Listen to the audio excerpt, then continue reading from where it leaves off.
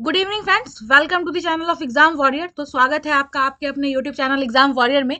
Exam warrior आपके लिए लाया है हिस्ट्री एमसीक्यू सीरीज। आपको बता दें कि आज हमारा क्लास 2 है, क्लास 1 हमने करवा दिया है।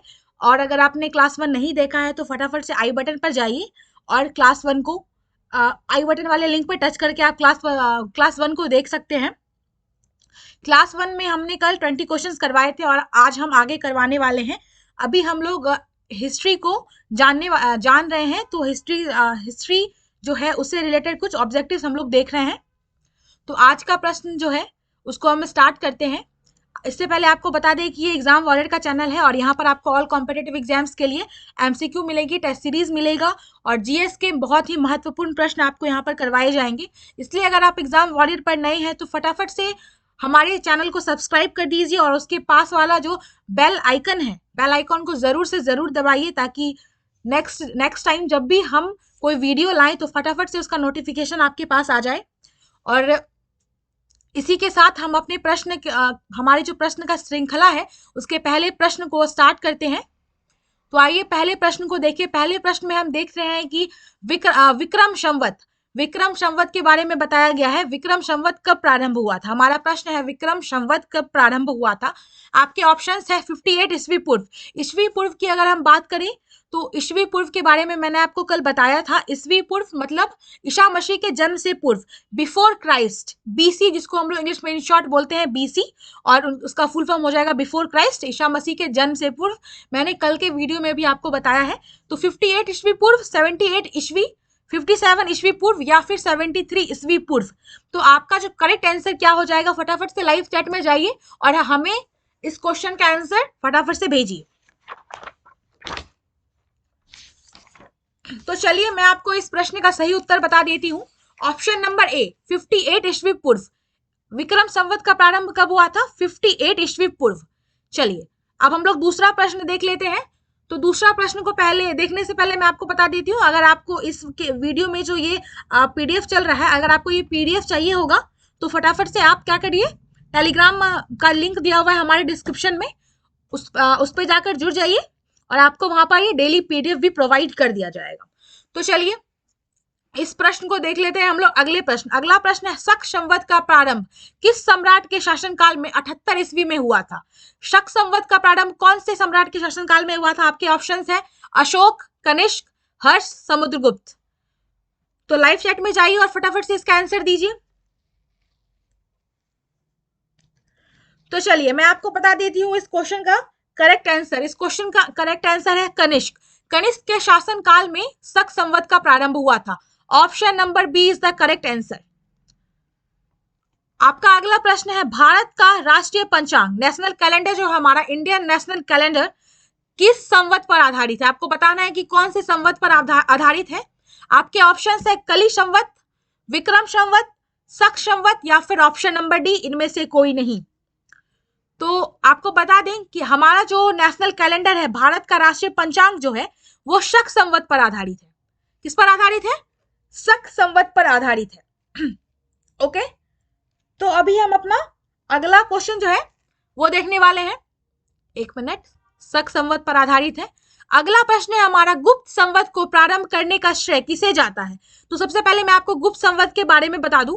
319 से 20 के बीच में इसका प्रारंभ हुआ था और आपको बता दें कि इसका प्रारंभ चंद्रगुप्त प्रथम के द्वारा किया गया था। ठीक है, तो आपके ऑप्शंस आपको दिख गए होंगे, चंद्रगुप्त प्रथम, चंद्रगुप्त द्वितीय, समुद्रगुप्त या फिर स्कंदगुप्त। तो मैंने आपको बताया कि चंद्रगुप्त प्रथम के द्वारा गुप्त संवत का आरंभ किया गया था 319-20 के बीच। ठीक है, तो आइए अगला प्रश्न देख लेते हैं। चंद्रगुप्त प्रथम ने गुप्त संवत का प्रारंभ किस उपलक्ष्य में किया था? ठीक है, तो आपको बताना है कि कौन सा विशेष क्षण तभी था जब चंद्रगुप्त प्रथम ने गुप्त संवत को स्टार्ट किया था, गुप्त संवत को प्रारंभ किया था। तो आपके ऑप्शंस आपके सामने हैं, आपके स्क्रीन पर है, तो आइए मैं उसे पढ़ देती हूँ। आपके ऑप्शंस है अपने राज्यारोहण के स्मारक के रूप में, शकों के उन्मूलन के उपलक्ष्य में, हुनों को परास्त करने के उपलक्ष्य में या फिर ऑप्शन नंबर डी इनमें से कोई नहीं। तो आपको बताना है आपको इस क्वेश्चन का करेक्ट आंसर। तो आपको बता दूं कि अपने राज्यारोहण के उपलक्ष्य में चंद्रगुप्त प्रथम ने गुप्त संवत का प्रारंभ किया था। ठीक है, अपने राज्यारोहण के उपलक्ष्य में चंद्रगुप्त प्रथम ने 319 ईस्वी में गुप्त संवत को स्टार्ट किया था, गुप्त वंश सॉरी गुप्त संवत को प्रारंभ किया था। ठीक है, अगला क्वेश्चन आपके सामने है, आपके स्क्रीन पर है। निम्न कथनों पर विचार करना है। स्टेटमेंट आपके पास 4 स्टेटमेंट दिए हुए हैं और आपको उन पर विचार करना है। आपको बताना है कि इन सब में से करेक्ट स्टेटमेंट कौन सा है। तो आइए अपना फर्स्ट स्टेटमेंट देख लें। विक्रम संवत 58 ईस्वी पूर्व आरंभ हुआ था, बिल्कुल करेक्ट है। शक संवत सन 78 ईस्वी में आरंभ हुआ था, ये भी बिल्कुल करेक्ट है। और गुप्त संवत की अगर हम बात करें तो 319 ईस्वी को आरंभ हुआ था, मैंने अभी अभी तुरंत बताया है। और फोर्थ नंबर जो हमारा स्टेटमेंट है, भारत में मुसलमान शासक का युग सन 1092 ईस्वी से शुरू हुआ। तो ये वाला जो है हमारा गलत हो जाएगा, ये वाला हमारा गलत स्टेटमेंट है। बाकी ये तीनों सही है, तो ऑप्शन नंबर सी हमारा करेक्ट आंसर हो जाएगा। ठीक है, तो आइए हम देखें। अगला प्रश्न आपके सामने है, आपके स्क्रीन पर है। हर्षवर्धन ने 606 ईस्वी में हर्ष संवत की स्थापना किस उपलक्ष्य में की थी?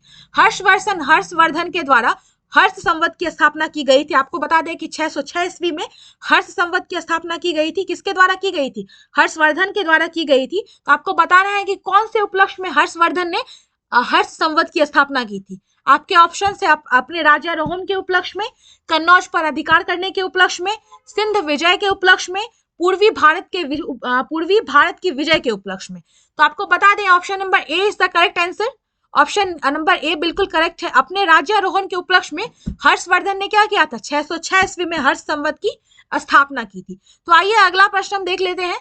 निम्नलिखित में से वह कौन सा संवत है जो कलचुड़ियों द्वारा प्रयुक्त किए जाने के लिए कलचुड़ियों के द्वारा प्रयुक्त किए जाने के कारण कलचुड़ी संवत भी कहलाता है? आपको बताना है कि कौन सा वो संवत है जिसका प्रयोग कौन करते हैं? कलचुड़ी इसका प्रयोग करते हैं, इसलिए इसको हम लोग कलचुड़ी संवत कहते हैं। तो ये कौन सा संवत है? तो आपके ऑप्शन है विक्रम संवत, शक संवत, त्रैकूटक संवत या फिर ऑप्शन नंबर डी, इनमें से कोई नहीं।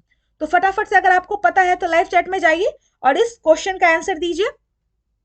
तो आपको बता दें कि त्रैकूटक संवत जो है ये कलचुड़ियों द्वारा इसका प्रयोग किया जाता है, इसलिए हम लोग इसको कलचुड़ी संवत भी कहते हैं। त्रैकूटक संवत आप याद रखेंगे। अगला प्रश्न आपके स्क्रीन पर आपके सामने, चालुक्य विक्रम संवत का प्रचलन किसने किया? तो आपके ऑप्शन है तैलप द्वितीय ने, सोमेश्वर प्रथम ने, विक्रमादित्य 6, ठीक है, विक्रमादित्य छठे ने, या फिर सोमेश्वर द्वितीय ने। तो आपको बताना है चालुक्य विक्रम संवत का प्रचलन किनके द्वारा किया गया था, किसने किया था? तो आपको बता दें कि इसका ऑप्शन नंबर सी विक्रमादित्य छठा, ठीक है, विक्रमादित्य 6 जो है इनके द्वारा किया गया था चालुक्य विक्रम संवत का प्रचलन। ठीक है, आइए अगला प्रश्न हम देख लेते हैं। निम्नलिखित में से किसे एक नए संवत चलाने का यश प्राप्त है? ठीक है, आपको बताना है कि कौन है वो जिन्होंने एक नया संवत चलाया था, इस प्रकार का उन्हें यश प्राप्त है। तो आपके ऑप्शन है धर्मपाल, देवपाल, विजय सेन या फिर लक्ष्मण सेन। इन चारों में से कौन है वो, जरा बताइए। आप लाइव चैट में जाइए और फटाफट से कमेंट करिए फ्रेंड्स। आपका सही आंसर हो जाएगा Lakshman Sen. Lakshman Sen is the correct answer. निम्नलिखित में से किसे एक नए संवत चलाने का यश प्राप्त है? तो लक्ष्मण सेन को एक नए संवत चलाने का यश प्राप्त है। तो आइए अगला प्रश्न देख लेते हैं। निम्नलिखित में से कौन सा वर्ष दिसंबर 2009 में शक संवत का वर्ष होगा? तो ये जो है ना, अकॉर्डिंग टू द ईयर 2007 में किसी एग्जाम में पूछा गया था। तो आपको बताना है कि 2009 में शक संवत का वर्ष कौन सा हो जाएगा। ठीक है, तो ये जो है ना 2087 हो जाएगा। क्या हो जाएगा? 2087 हो जाएगा। ठीक है, विक्रम संवत की बात कर रहे हैं। विक्रम संवत में 2070 ईस्वी संवत के रूपांतरित करने पर मान होगा। ईस्वी संवत को, विक्रम संवत को अगर हम लोग ईस्वी संवत पे रूपांतरित करें तो 2070 जो है, 2070 को हम लोग क्या बोलेंगे? तो आपको बता दें हम लोग 2070 को क्या बोलेंगे? 2070 ईस्वी पूर्व। क्या बोलेंगे? 2070 ईस्वी, नो एक्चुअली ये नहीं, उसको हम लोग बोलेंगे 2013 ईस्वी पूर्व। क्या बोलेंगे? 2013 ईस्वी पूर्व। विक्रम संवत में का 2070 और ईस्वी संवत का क्या हो जाएगा? 2013। चलिए आगे हम लोग देखते हैं। अगला प्रश्न है आपका, विक्रम एवं शक संवत के आरंभ के बीच कितने वर्षों का अंतर होता है? Very important question friends. तो आपको बताना है कि विक्रम एवं शक संवत के आरंभ के बीच कितने वर्षों का अंतर होता है? तो आपके ऑप्शंस है 21 वर्ष, 78 वर्ष, 135 वर्ष या फिर 248 वर्ष। तो आपको बता दें कि 135 वर्ष का अंतर होता है। विक्रम एवं शक संवत के आरंभ के बीच कितने वर्षों का अंतर है? 135 वर्षों का अंतर है। ठीक है, तो आपका जो अगला प्रश्न है वो ये है, पुलकेशिन प्रथम का बादामी शिलालेख शक वर्ष 465 का, एक मिनट, 465 का दिनांकित है। यदि इसे विक्रम संवत में दिनांकित करना हो तो वो कौन सा वर्ष हो जाएगा? आपके ऑप्शंस है 600, 300, 330 और 407। तो आपको बता दें कि ये वर्ष 600 हो जाएगा। कितना वर्ष हो जाएगा? 600 वर्ष हो जाएगा। ठीक है, चलिए आगे हम लोग देखते हैं। राजस्थान सरकार के कैलेंडर में, ठीक है, विक्रम संवत 2063 लिखा हुआ है, तो शक संवत में यह क्या होगा? आपको बताना है कि राजस्थान सरकार का जो कैलेंडर है उसमें विक्रम संवत 2063 लिखा हुआ है, तो हम लोग इसको शक संवत में क्या बोलेंगे? आपके ऑप्शन है 1908, ठीक है, 1908 या फिर 1918 साके, या फिर 1928। मैंने सब में करेक्ट टिक कर दिया है। एक मिनट, मैं अपना उसका कलर ही चेंज कर लेती हूँ, शायद आपको तब ज्यादा आसानी होगी। चलिए, तो मैंने आपको बताया 1908 होगा, 1918 होगा, 1928 होगा, या फिर 1938 1938 होगा। तो आपका जो करेक्ट आंसर हो जाएगा वो हो जाएगा 1928। ठीक है, राजस्थान सरकार का जो कैलेंडर है 2063 अगर उसमें है तो इसको हम लोग शक संवत में क्या बोलेंगे? इसको हम लोग शक संवत में 1928 बोलेंगे। ये हो गया आपका करेक्ट आंसर। चलिए अगला प्रश्न हम देखने वाले हैं जो कि आपके सामने है और आपके स्क्रीन पर है। तो इस प्रश्न को पढ़ने से पहले मैं आपको बता दूं कि एग्जाम वॉरियर का चैनल है और यहाँ पर आपको ऑल कॉम्पिटिटिव एग्जाम्स के लिए एमसीक्यूज मिलती हैं। जीएस का बेस्ट से बेस्ट क्वेश्चन मिलेगा सुबह के 8 बजे और रात के 8 बजे। तो फटाफट से अगर आप हमारे चैनल पर नए हैं तो फटाफट से आप इस चैनल को सब्सक्राइब कर दीजिए, इस वीडियो को लाइक करिए और ज्यादा से ज्यादा शेयर करिए। और आइए अगला प्रश्न देख लेते हैं हम। अगला प्रश्न है हमारा, पुरातत्व में अस्तर विन्यास पद्धति, ठीक है, स्ट्रैटिग्राफी निम्नलिखित में से किसको समझने के लिए प्रयुक्त किया जाता है? अस्तर विन्यास पद्धति का प्रयोग हम लोग क्यों करते हैं? किसी संस्कृति के विस्तार की सीमा के लिए, भौतिक अवशेष के क्रमिक निक्षेप के लिए, बस्ती निवासियों के शारीरिक लक्षण के लिए, या फिर दुधारू पशुओं की सांख्यिक संपत्ति के लिए। ठीक है, संपत्ति के लिए। तो इसका करेक्ट आंसर क्या हो जाएगा आपको बताना है। तो मैं आपको बता दूं कि इसका करेक्ट आंसर हो जाएगा भौतिक अवशेष के क्रमिक निक्षेप के लिए।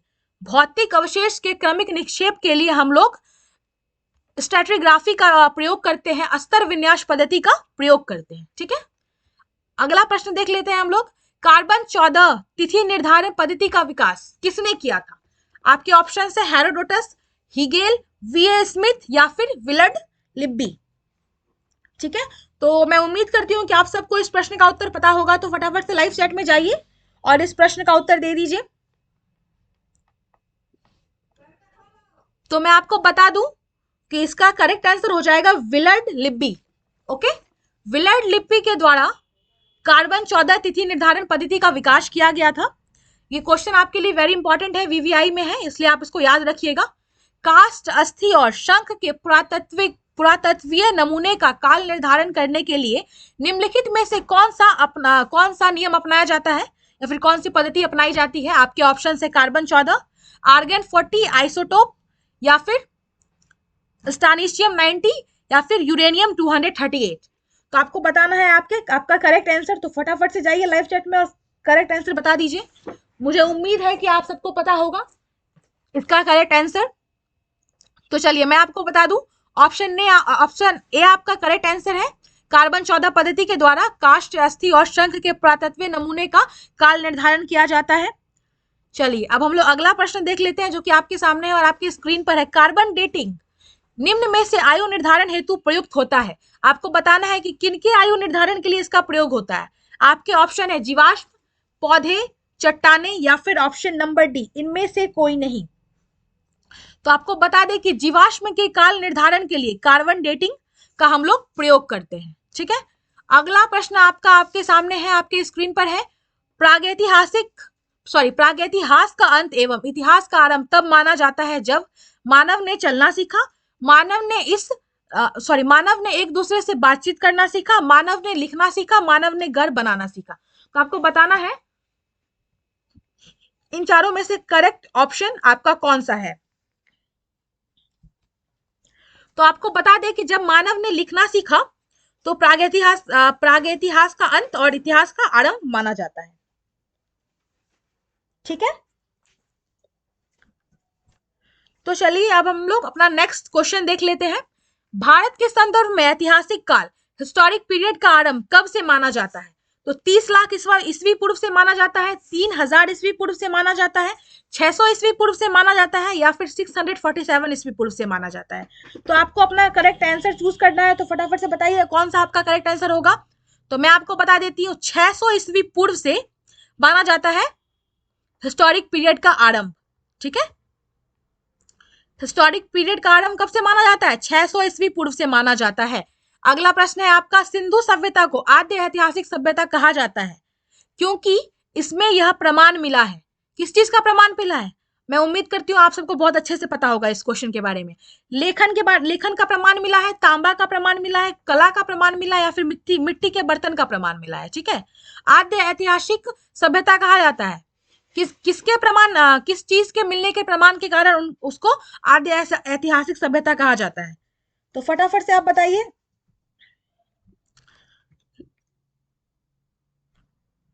एक मिनट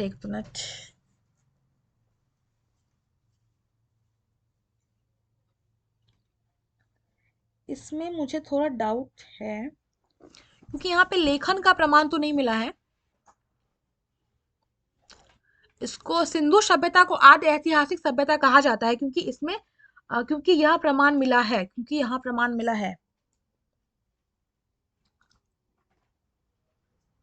हाँ, लेखन का प्रमाण तो मिला है यहाँ पे, लेकिन उस लेखन शैली को अभी तक पढ़ा नहीं गया है। ठीक है, लेखन का प्रमाण मिला है लेकिन उसको लेखन शैली को यहाँ अभी तक पढ़ा नहीं जा सका है। ठीक है, तो चलिए अगला प्रश्न हम देख लेते हैं। शक संवत पर आधारित राष्ट्रीय पंचांग नेशनल कैलेंडर जो है शक संवत पर जो आधारित है हमारा का एक चैत्र गैग्रोडियन कैलेंडर को निम्नलिखित तिथियों में से किस एक को तदानुरूप है? तो फर्स्ट चैत्र जो होता है वो गैग्रोडियन कैलेंडर में क्या हो जाएगा? तो आपको बता दें आपके ऑप्शंस 23 मार्च अथवा 21 मार्च, 22 मार्च अथवा 21 मार्च, 15 मई अथवा 14 मई, 31 मार्च अथवा 30 मार्च, 21 अप्रैल अथवा 20 अप्रैल। तो इन सब में से आपका करेक्ट आंसर हो जाएगा ऑप्शन नंबर ए 22 मार्च। ठीक है, एक चैत्र जो है वो गैग्रोडियन कैलेंडर में 22 मार्च हो जाएगा। ठीक है, अगला प्रश्न हम देख लेते हैं। किसने इतिहास को प्राचीन, मध्यकालीन और आधुनिक 3 भागों में बांटकर देखने का रिवाज चलाया?